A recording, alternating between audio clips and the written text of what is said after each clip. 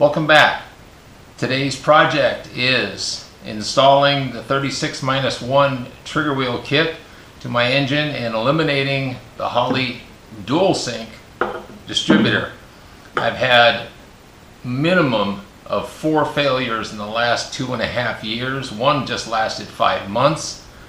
The wiring on the car has not changed in 14 years, and I've been running a dual sync distributor for over 8 years. So the first one lasted 4.5 years before the first failure, and then it goes on, which I'm not going to go into detail.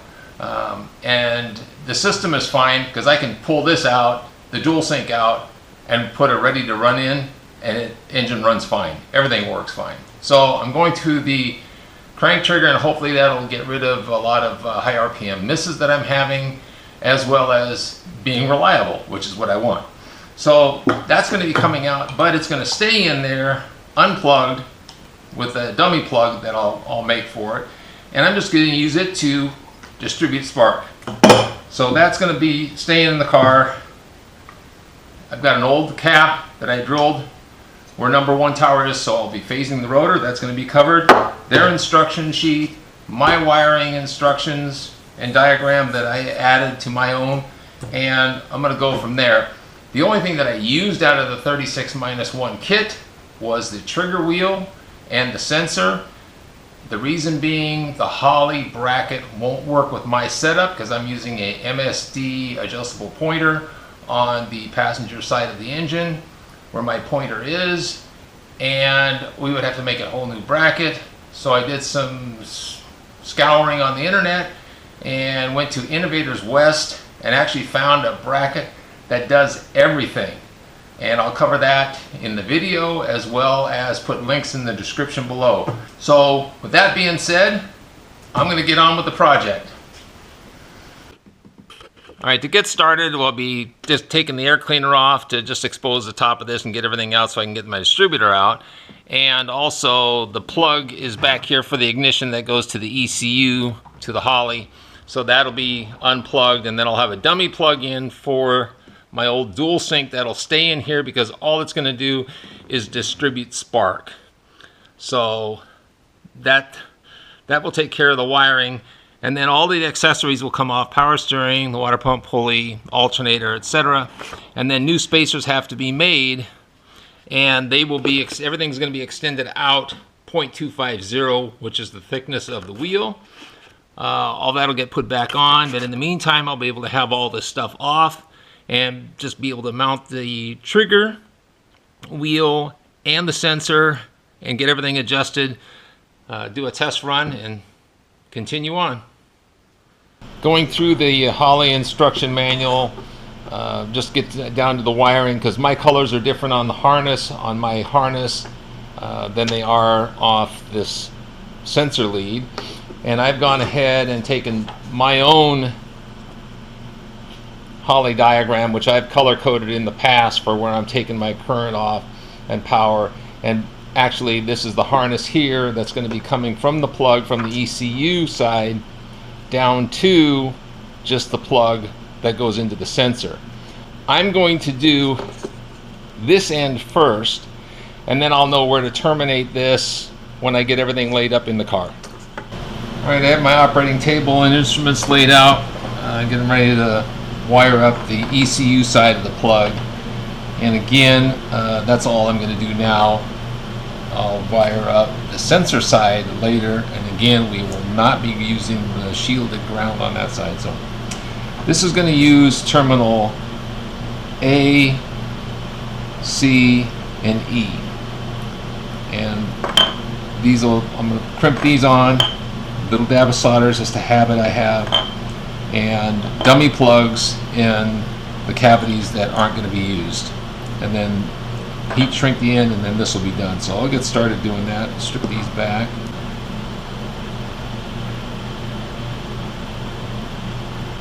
As far as I'm concerned, this end is done, and now it's just going to get put aside and wait to finish the rest. The crank sensor's mocked up. I've got it spaced out 1.5 inches. This is going to get remade to incorporate this MSD pointer. This is the MSD adjustable TDC pointer. So I have this set to my engine. And Holley's crank trigger arm would take the place of that, but I don't have a setup to put this on, so we were going to machine a new piece and incorporate all this, blah, blah, blah. Put the crank trigger sensor right here and have everything adjusted right.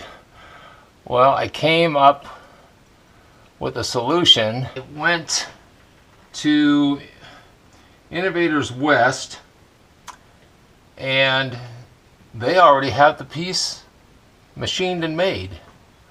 So this has everything.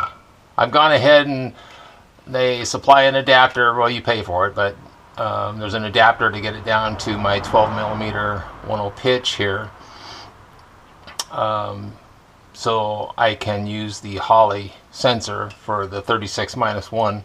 And then this is basically going to go in here, and all of this is going to go bye-bye.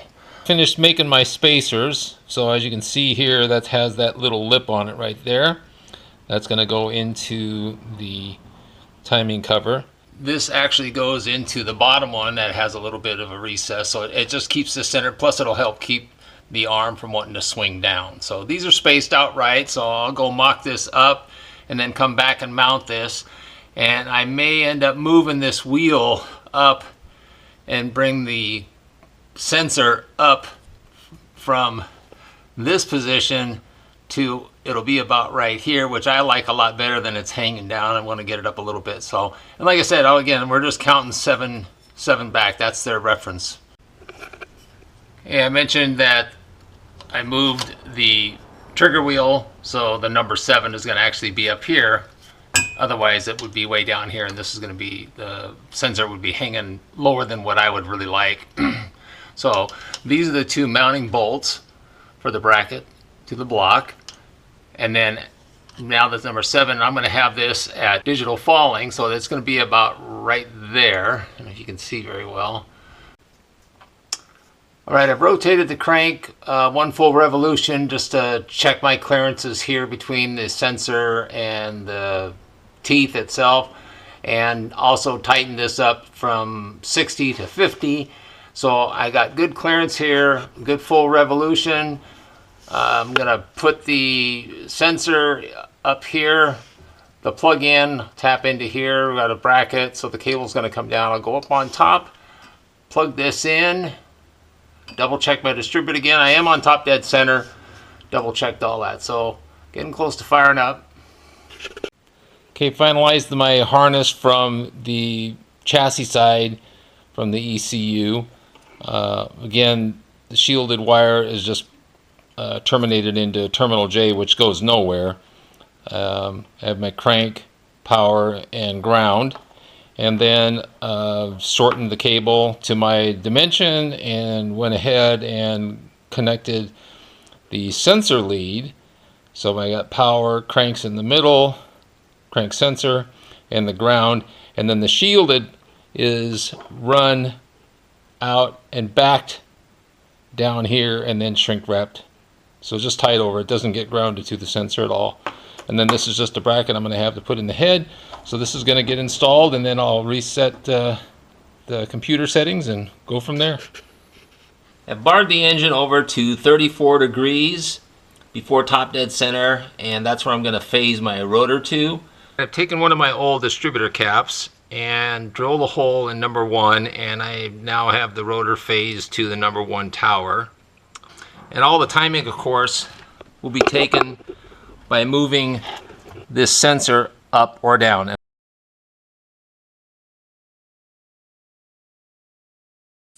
With the Holley software open, I have a file name, so I need to change some settings. So I'm going to drop down here to ignition parameters, and I did run a dual sync before, so I did have a custom setup. So this is my old setup. I'm still going to be using digital falling. I'm not going to worry about that. But in here, we're going to go to 36-1, and automatically it comes up showing you number 10. That's I guess a default, plus a timing pointer right here, which my pointer is over here, which this is kind of irrelevant because you can actually put this wheel anywhere you want as long as you have the sensor in correlation with what the specs are or what you set it up for. And in this case, this is going to be 7. That's the tooth that I'm using. And then they wanted the inductive delay at 50. So I'm going to start there. I don't have any timing offsets, so I'm not going to worry about that.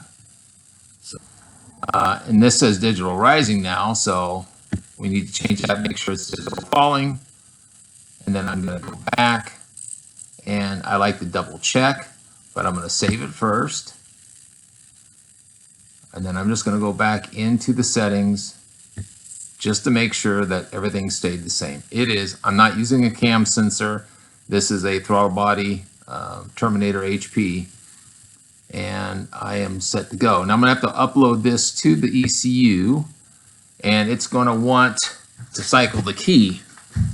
Powered it up, and I'm going to connect to the ECU, so you can see everything's changed right here. My global name is changed and all that, so I'm going to send this to the ECU. And it says that I've made changes and I'm going to require the ignition power to be cycled, which I will do. So I'm going to turn it off for about 5 seconds and then turn it back on. I should be live with the ECU, and there's my little bubble.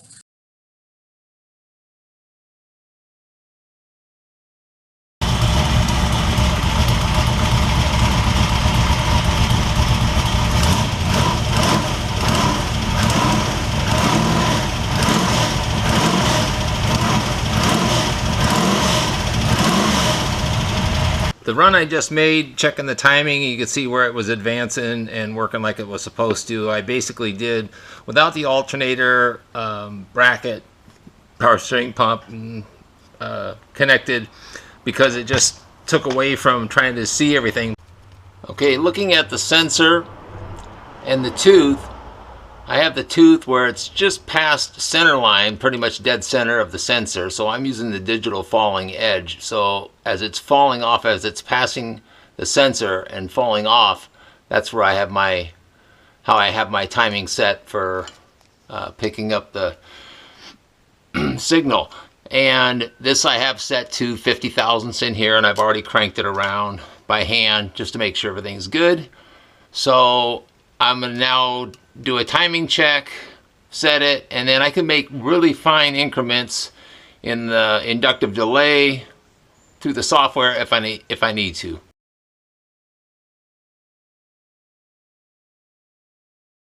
I'm going to set my static timing right now. I have the key on. I'm going to connect, make sure we're connected, so we've got good readings there. Everything's nice. I'm going to make sure that I have my idle spark not enabled. So basically this is disabled, which is good. And then I'm going to come over here to the little drop down here, and then it says enable static timing. And then I put a value in here, and I'm going to do 20. And then I'm going to say set. And it tells me that it's set. I can close this. And then I can fire this up and watch, check my timing.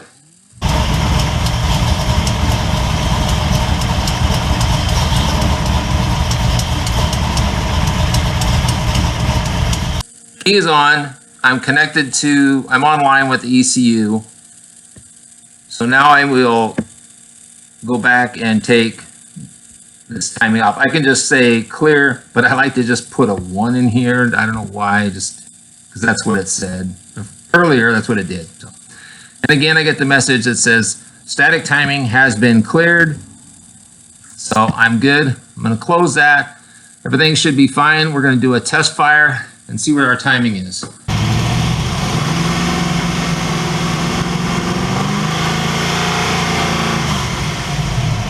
The previous segment, I showed the phasing of the rotor, and it was rock solid, so I'm happy with that. So I'm just going to check the timing here now and make sure that I'm having my adjustments as I need to.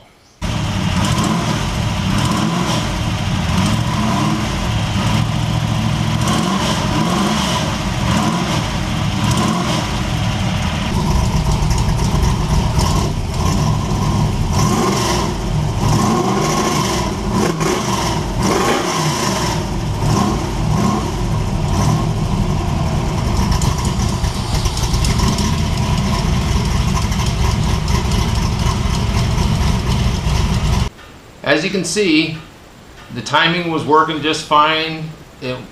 It's being adjusted through the software just like I have it planned, and I may have to do some fine tuning there, I don't know. But for right now, it's pretty much the same setup as what it's been running for years, so I'm okay with that, and I'm happy. I just hope that everything works well and just keeps running like it does. So anyway, thanks for hanging in there, and if this helps you, great. Thanks again.